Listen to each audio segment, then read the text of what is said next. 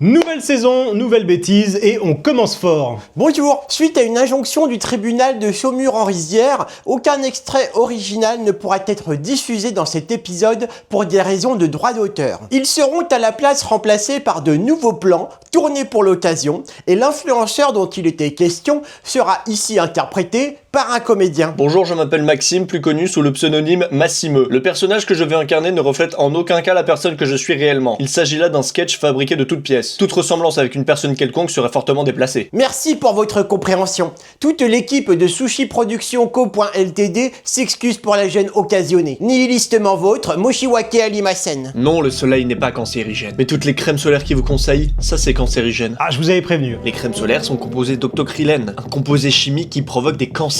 Waouh, écoutez, je suis surpris, mais effectivement, c'est un énorme argument. Ça pourrait même me convaincre, mais on va quand même vérifier l'information. Écoutez, il s'avère que oui, l'octocrylène est effectivement un filtre UV très surveillé, car il peut produire de faibles quantités de benzophénone au cours du stockage. Donc typiquement, quand ta crème solaire poireaute dans le tiroir en attendant l'été. Et en effet, le benzophénone est classé possiblement cancérigène sur la base d'études animales à dose élevée. Elle n'est présente qu'à l'état de trace dans les crèmes solaires. Alors que les effets cancérigènes de l'exposition aux UV sont, eux, massifs, cumulatifs et solidement documentés. Plus de 80% des mélanomes sont dus au soleil, l'usage quotidien d'une crème solaire réduit le risque de mélanome de 50%. Bref, ne pas mettre de crème solaire est infiniment plus dangereux que d'en mettre, d'autant que vous pouvez choisir une crème solaire sans octocrylène, d'ailleurs. Et ils mettent ça dans quasiment toutes les crèmes solaires. On n'a pas le choix, on va aller vérifier ça. Mais vous vous rendez compte que j'ai dû sortir de chez moi pour aller vérifier ça en pharmacie? Bon, et alors pas de bol, mais sur les 5 crèmes solaires qu'ils avaient, aucune ne contenait de l'octocrylène. Bon, et j'ai pas tellement envie qu'on me dise que ouais, mais t'as sélectionné que les 5 qui t'arrangeaient, donc pendant très exactement 5 heures, j'ai vérifié la composition de toutes les crèmes solaires sur les sites officiels des 10 marques qui en proposent, les plus établies en France. Alors de 1, j'ai envie de canner, et de 2, si UFC que choisir recrute, bah c'est bon, je suis rodé, engagez-moi. Que ce soit en crème, en lait, en spray, en huile, en stick, pour adultes, pour enfants, pour bébés, pour les peaux sensibles, grasses, atopiques, à tendance acnéique, indice 30, 50, 50+, avec ou sans parfum, à usage médical ou pas. Au total, ça représente plus de 160 produits actuellement en vente sur le marché et mes analyses sont claires. Aucun ne contient de l'octocrylène, sauf un, cette crème solaire en spray de chez La Roche-Posay. Et si vous aimez cette marque, vous inquiétez pas, elle propose plus de 10 autres crèmes sans octocrylène. Donc, au vu de ces 5 heures de recherche, affirmer que ils mettent ça dans quasiment toutes les crèmes solaires est non seulement faux, mais ce serait même plutôt l'inverse. Nivea indique clairement que ces produits n'en contiennent pas. L'Oréal a supprimé sa page concernant l'octocrylène. Bref, il semblerait qu'aujourd'hui, en France, plus grand monde n'en utilise pour ses crèmes solaires. Bon, et non, je vous vois venir, sa vidéo ne date pas d'il y a 5 ans, mais d'il y a 5 jours. Tout ce que j'ai dit est trouvable et vérifiable facilement sur internet, ça prend juste un peu de temps, tant que visiblement ce monsieur n'a pas daigné prendre, ce qui est dommage. Ils vous vendent ça en vous disant qu'il faut se protéger du soleil, alors que le soleil est une source de vitamine D, d'énergie. Alors ça, les enfants, ça s'appelle un faux dilemme. Soit le soleil est bon pour la santé, soit il est mauvais pour la santé. Sauf que ça marche pas comme ça en fait, C'est pas parce que le soleil est source de vitamine D qu'il peut pas aussi avoir des effets nocifs. Les deux ne sont pas incompatibles. Et puis d'ailleurs, sa logique est bizarre, C'est pas parce que faire du vélo c'est bon pour la santé que porter un casque devient inutile. Il faut savoir doser. C'est vrai que si vous restez toute la journée au soleil, vous allez cramer. Mais dire que le soleil est cancérigène, c'est ridicule. Ce qui est ridicule, c'est d'affirmer avec autant d'aplomb des bêtises qui touchent à la santé et qui mettent en danger les gens qui t'écoutent. Tes propos sont dangereux. Alors cet été, profitez du soleil, s'il y en a, et protégez-vous. Putain, c'est fou de dire ça. Je préfère avoir des boutons plutôt que d'avoir le cancer. À Méditerranée. Vous connaissez la 4e dimension? Selon l'auteur de cette vidéo, il serait la seule personne à avoir réussi à accéder à la 4e dimension. C'est une théorie du complot qui traîne depuis des années sur internet, vous avez été des centaines à me taguer dessus, donc ça y est, on va en parler. En 2010, un homme nommé Danny a mis en ligne une vidéo dans laquelle il tentait d'expliquer quelque chose d'horrible. Alors déjà oui, cette vidéo existe bien, elle a été postée le 5 janvier 2010 par XKCD@Guy en référence au webcomic XKCD de Randall Munroe. Selon le créateur de cette vidéo, il aurait découvert la preuve que la 4e dimension existe réellement. Rien que ça. Quoi, je suppose qu'on a voulu le faire taire, c'est ça? Immédiatement après avoir publié la vidéo, il a disparu. Tout s'arrête. Plus de vidéos, plus de messages, plus aucune activité. Est-ce qu'il a simplement quitté les réseaux ou est-ce qu'il a fini par atteindre un endroit dont personne n'est jamais revenu? Voilà, donc ça, c'est la légende. Celle d'un type qui aurait prouvé l'existence de la 4e dimension sur YouTube et qui aurait disparu tout de suite après sans laisser de traces. Vous pouvez rigoler, mais cette histoire a fait le tour du monde. Fourth dimension dimension. Теория четвертого измерения. Este chico explicó la cuarta dimensión y cómo es que funciona. ที่เคยเข้าไปถึงมิติที่ 4 Dieser Mann behauptete الآن إذا انتقلنا إلى البعد الثاني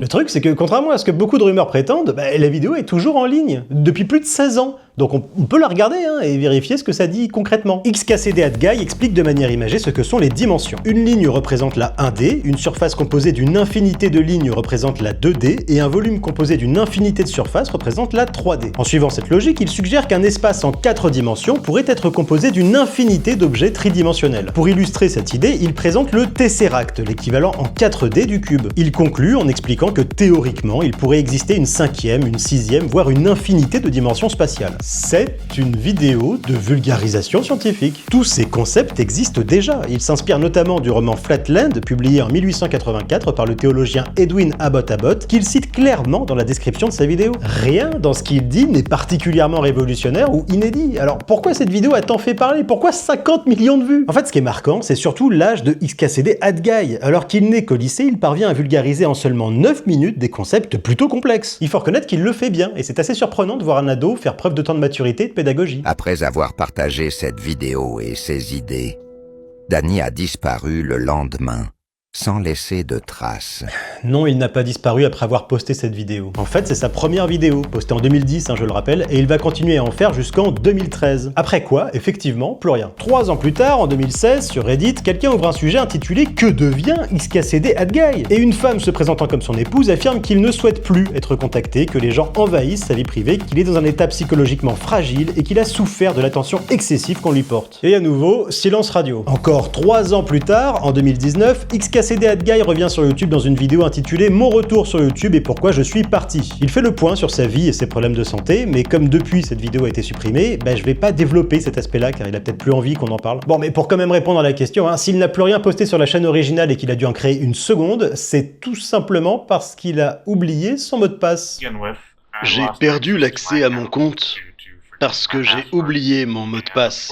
Et malheureusement, je n'ai pas pu récupérer l'accès à la chaîne originale. Et aujourd'hui, il est toujours présent sur internet. Sa vidéo la plus récente date de 2024 sur YouTube, 2025 sur TikTok, et il reste très actif sur certains réseaux. Bref, il n'a ni découvert la 4e dimension, ni disparu mystérieusement, c'était juste un ado particulièrement doué pour la vulgarisation scientifique qui a été complètement dépassé par son succès. Bienvenue dans ce making-of spécial dans lequel je vous dévoile ce qui se cache derrière la caméra, comment est-ce que je produis chaque épisode. 7h du matin, bien sûr je me fais un café pour commencer la journée. 7h10 du matin, je me pose devant le PC pour chercher un sujet. 7h20 du matin, j'ai trouvé mon sujet, maintenant je travaille sur l'écriture. 7h30 du matin, j'allume la caméra, je positionne le micro, le tournage commence. Aujourd'hui je vais vous parler d'un platiste qui ne tourne pas rond. 7h40 du matin, le tournage est fini, on passe au montage. Aujourd'hui, je vais vous parler d'un platiste qui ne tourne pas rond. 7h50 du matin, l'épisode est prêt, j'ai plus qu'à le poster sur mes différents réseaux. 8h du matin, la journée est finie, je peux enfin me reposer sur mon surmatelas Emma. Vous l'avez remarqué, mes journées de travail sont longues et fatigantes. C'est pour ça que j'ai pris un surmatelas Emma pour réaligner mon dos. Sa poche d'air est idéale pour les grosses chaleurs, je peux travailler dur toute la journée sans transpirer. Et c'est pas tout, grâce à la couette 4 saisons Emma et sa parure 100% coton de satin, il n'a jamais été aussi doux et confortable de se tuer au travail. Il n'y a pas à dire, c'est vraiment un métier difficile. Heureusement, grâce à Emma, je peux travailler au frais, même pendant les fortes chaleurs. Ah putain. Profitez des soldes d'été jusqu'au 21 juillet, jusqu'à moins 50% sur le site emma.fr. 50%! Et c'est pas tout, parce qu'avec le code SUSHI valable jusqu'à la fin de l'année 2026, uniquement sur les produits déjà en promotion, profitez de moins 10% supplémentaires. Moins 10% supplémentaires. Voir conditions générales en description. Au travail, je suis quelqu'un de particulièrement exigeant, et c'est pour ça que j'ai choisi Emma. Parce qu'avec Emma, vous avez 100 nuits d'essai pour bien tester votre matelas. N'attendez plus, votre dos vous remerciera. Je suis pas sûr de cette punchline. On peut virer ça? Donald Trump a rencontré des extraterrestres nordiques, et c'est pas moi qui le dis, c'est internet. Tout a commencé il y a 2 jours, ce 12 juin à 12h20 très exactement, quand Jon Stewart, pas lui, a posté cette photo sur X, anciennement Twitter, avec pour légende « Publié puis immédiatement supprimé ». La rumeur est lancée, Donald Trump aurait publié puis supprimé cette photo en moins de 5 minutes. Bon, mais alors déjà, qui est Jon Stewart? Jon Stewart est un ancien catcheur professionnel devenu concessionnaire automobile qui se présente entre autres comme auteur, chercheur en ovni et candidat politique. Il a publié un livre qui s'appelle Magdalena, le second crash de Roswell. Voilà. Ah et oui, il a voulu devenir gouverneur de l'Illinois en 2018. Alors il a tout de suite été écarté de la liste des candidats, il n'a fait qu'une seule déclaration politique officielle où il a affiché son admiration pour Trump et sa volonté de se servir des médias pour exister. Il a aussi dit qu'il avait pas mal d'expérience dans ce domaine. Wink wink. Si cette photo a attiré l'attention, c'est parce qu'elle correspond au mythe des Nordiques, une race extraterrestre décrite depuis les années 50 comme étant de grands humanoïdes aux cheveux presque blancs et aux traits parfaits. Car oui, il existe plusieurs races extraterrestres. D'ailleurs, le mois dernier, une chaîne de télé américaine a très sérieusement et dans le plus premier des degrés étayé l'existence de 4 d'entre elles. 4 espèces différentes d'extraterrestres. Selon un autre scientifique, il s'agirait des gris, des nordiques, des insectoïdes et des reptiliens. Bon, sans surprise, c'était sur Fox News, une chaîne largement pro-Trump. Vous remarquerez qu'à chaque fois on revient à lui. Oui, s'il vous plaît, revenons à cette photo qui vient confirmer que très probablement les Nordiques préparent un discours à l'humanité qu'ils donneront vraisemblablement lors de la finale de la Coupe du Monde de foot. Et c'est pas grave si ça arrive pas pour de vrai, parce qu'on peut générer tout ça par IA, et du coup les gens ils sont contents. Je me suis d'ailleurs découvert une passion pour les montages vidéo complotistes.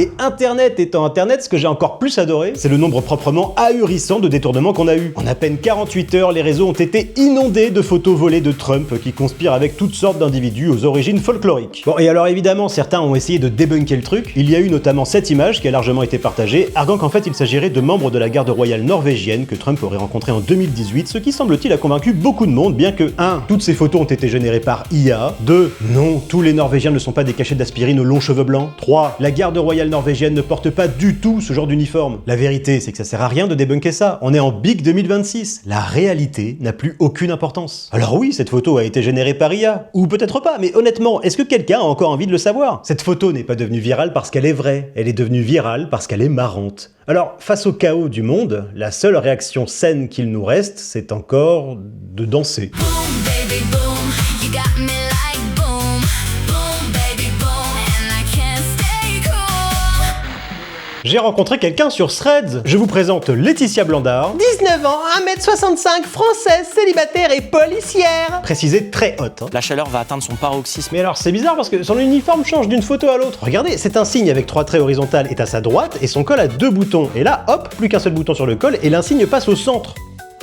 Bon et bien sûr l'éléphant dans la pièce, tatoué, plus tatoué, retatoué, plus rien. Mais blague à part, le gommage laser était nécessaire. Non mais sérieux, vous y comprenez quelque chose à son tatouage là? Question honnête, est-ce qu'on peut encore rencontrer quelqu'un naturellement sans passer par des jeux ou des stratégies? J'aimerais faire une belle rencontre et voir où la vie nous mène. Alors mon petit conseil Laetitia, c'est cadeaux, c'est sushis qui régalent, ce serait d'être un peu plus honnête avec nous et d'arrêter de nous faire croire que tu es policière. Non mais regardez, c'est flagrant, son insigne police nationale est à l'envers comme dans un miroir, mais il est à l'endroit ici ou encore ici. Se pourrait-il que Laetitia n'existe pas et que son profil ait été 100% généré par IA? Non, parce que j'ai vérifié, et il n'existe aucune rue municipale dans le 7e arrondissement de Paris. Ce qui n'empêche pas les plus intellectuels d'entre nous de tomber dans le panneau. Très jolie policière, mignonne, belle femme, aimerait être ton amie, discuter avec toi en toute amitié. Ouais, bien sûr, bien sûr. Qui ne rêve pas d'avoir de jolis amis 45 ans plus jeunes pour discuter en toute amitié? Bonsoir Laetitia. Pas de bol Laurent, t'as réussi à faire 2 fautes juste en écrivant son prénom, ça part mal. Jolie photo, comment vas-tu? Soirée tranquille, j'aimerais mieux te connaître, à bientôt j'espère. Laurent, 06 Ah ouais, ce mec a lâché son 06 en public dans le plus grand des calmes. Bonjour ma chère Laetitia, comment vas-tu ce matin? Moi ça va, je m'appelle Jean-Luc, j'ai 67 ans, je suis divorcé, j'habite à... Mais arrêtez de lâcher des infos privées à des brouteurs chelous sur internet, vous avez aucun instinct de survie ou quoi? Tu as la classe et tu es adorable, tu es belle avec ton sourire, réponds-moi, invitez-moi pour un yaourt nature, merci. Je ne partage pas souvent ce genre de choses, mais... Eh ben on va vérifier ça, tu as partagé ça 1 fois, 2 fois, 3 fois, 4 fois, 5 fois, 6 fois... Bon, est-ce qu'on peut considérer que poster ça 1 fois par jour, c'est pas souvent? Après, j'avoue que j'apprécie particulièrement cette photo. C'est vrai que j'aurais pas forcément pensé à prendre la pause en me mordant les lèvres en arrêtant un bug. Mais tiens, oui, d'ailleurs, c'est qui cette personne qu'elle me note? Aujourd'hui, j'ai reçu plusieurs compliments au travail après une intervention. J'ai encore arrêté un voleur d'arabe. Y a des gens qui veulent des Arabes? Je ne trouve jamais l'amour, je rêve d'une belle histoire. Le fait que je sois pour le RN te dérange tant? Non, mais pardon Laetitia, mais là t'es pas juste pour le RN. Tu dors carrément avec Marine Le Pen, comme si vous étiez les BFF du plumard. Ôtez-moi d'un doute, est-ce que tous les militants du RN dorment avec Marine Le Pen? Bon, et je suis sympa, hein, je vous épargne le moment gênant de la demande en mariage par Jordan Bardella. Si, c'est censé être Jordan Bardella. Alors pourquoi chercher l'amour sur Threads quand on est fiancé au président de notre parti politique préféré? Voilà une question à laquelle je ne répondrai pas. Où est-ce qu'il trouve toute cette énergie? Bon, je tiens à m'excuser pour ce décor franchement pas très sexy, mais alors c'est dû au fait que je sais pas si vous avez remarqué, mais en ce moment il fait légèrement plus chaud qu'à la normale et j'ai dû me réfugier à l'hôtel pour pouvoir travailler dans des conditions à peu près acceptables. Donc voilà, désolé. Bon, c'est pas tout ça, mais il y a une grosse enquête qui nous attend. C'est un des endroits les plus mystérieux du monde. On va vite se rendre compte que pas du tout. On l'appelait la fin du monde. Et on comprend pourquoi. Non, on l'appelle le cinéma de la fin du monde. C'est au milieu du désert du Sinaï, en Égypte, et on dirait un cinéma en plein air. Ce qui est logique, puisque c'est effectivement censé en être un. Personne ne sait qui l'a construit, ni pourquoi. Si, moi je le sais. Au tout début des années 2000, un ancien élève d'art dramatique et acteur occasionnel français appelé Dean Idle se rend en voyage dans le désert du Sinaï près de Sharm el-Sheikh en Égypte. Quelqu'un de normal sur place se dirait sûrement... Ça fait beaucoup de sable, mais pas Dean Idle. Lui, en voyant ça, il s'est dit « Je ferais bien un cinéma ici ». Alors il rentre à Paris pour réunir des fonds. Bon, et là, forcément, vous imaginez la réponse des investisseurs. Un cinéma au milieu du désert ? Écoutez, oui, ça paraît être une excellente idée, on va financer votre projet. C'était une autre époque. Du coup, notre Frenchie revient en Égypte avec de la thune et achète d'anciens sièges et du matériel de projection d'un vieux cinéma du Caire. Il ramène tout ça dans le désert du Sinaï, fait installer un projecteur électrique et hisse un écran qui ressemblait à une voile géante. Mais malheureusement, aucun film ne sera jamais projeté dans ce cinéma. Le soir de la première, le générateur électrique aurait été saboté par les autorités locales peu favorables au projet qui a fini par être annulé. Celui qui a fait échouer le projet, c'est le conseil municipal. Je ne sais toujours pas pourquoi. Était-ce de la jalousie ? Une question de réglementation? Honnêtement, je n'ai jamais compris. Pendant 10 ans, le cinéma est resté à l'abandon. Jusqu'en mars 2014, quand le photographe estonien Kopo Kikas tombe sur ce spectacle insolite et l'immortalise sur son blog. D'ailleurs, l'histoire telle que je vous l'ai présentée, c'est celle écrite par ce photographe, Kopo Kikas, et de Dean Idle, le français qui a construit ce cinéma, qui m'a été confirmé par ce flyer promotionnel. Et si je vous dis ça, c'est parce qu'il existe une autre version quant à la création de ce cinéma. En réalité, ce cinéma était notre idée. À cette époque, nous organisions des safaris et des soirées. Puis un jour, nous avons décidé de créer ce cinéma. Au fil de nos recherches, nous avons rencontré un Français qui nous a dit « C'est mon métier, je peux vous aider ». Une version que conteste Dean Idle sur sa page Facebook, hein, faites pause, il n'y va pas de main morte. Parce que oui, je l'ai retrouvé et je l'ai même contacté pour avoir sa version des faits, mais il ne m'a jamais répondu. Mais ce cinéma de la fin du monde, aujourd'hui, qu'est-ce qu'il devient? Et ben malheureusement, à peine un mois après son explosion médiatique, il a été presque entièrement pillé, probablement par des ferrailleurs venus récupérer de quoi s'enrichir un peu. C'est la photographe Noah Zaïd qui s'en est rendu compte et a publié sur Instagram en avril 2014 les premières photos du désastre. Tout avait été détruit.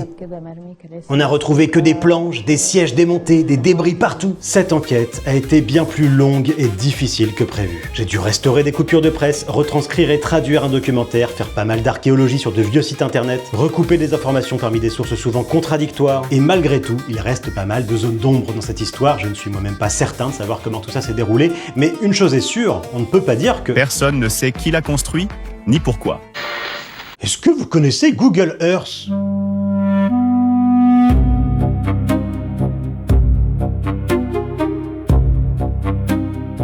Évidemment, non, c'est pas des vaisseaux extraterrestres, c'est des Northrop B-2 Spirit, des bombardiers de l'US Air Force. Il en existe depuis 1989, mais dès les années 40, on avait déjà de belles bêtes comme celle-ci, le YB-35.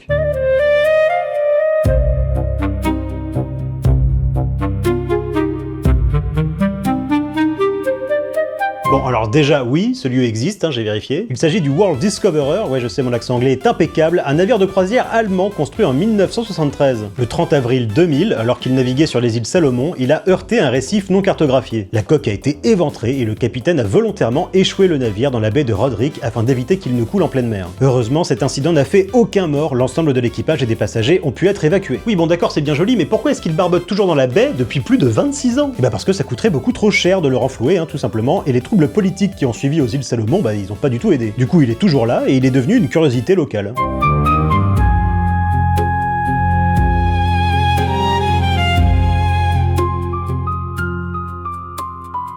Alors pareil, ce lieu existe pour de vrai, et ça me rend secrètement heureux, parce que je trouve ça magnifique. Ce que vous voyez là, ce sont les bassins d'évaporation de potasse de Moab, dans l'Utah. La potasse, ce sont des sels riches en potassium, utilisés principalement pour fabriquer les engrais. Pour l'extraire, on pompe une saumure très concentrée depuis le sous-sol, et on la laisse s'évaporer dans d'immenses bassins peu profonds. C'est une méthode beaucoup plus naturelle et moins coûteuse que de le faire en usine, parce que le climat désertique de l'Utah fait tout le travail. Mais alors pourquoi on observe toutes ces couleurs? Alors pour le bleu, c'est parce que les bassins sont souvent teintés en bleu pour absorber davantage la chaleur du soleil et accélérer l'évaporation. Les bleus plus foncés correspondent généralement aux bassins les plus profonds ou les plus récemment remplis, les turquoises à une saumure plus concentrée, tandis que les jaunes, beiges et blancs apparaissent lorsque les sels commencent à cristalliser. Les teintes vertes, quant à elles, sont dues à des micro-organismes qui prospèrent dans ces eaux extrêmement salées. Voilà, rien de mystérieux, mais je suis content, j'ai appris plein de trucs, et j'espère que vous aussi. Gros bisous!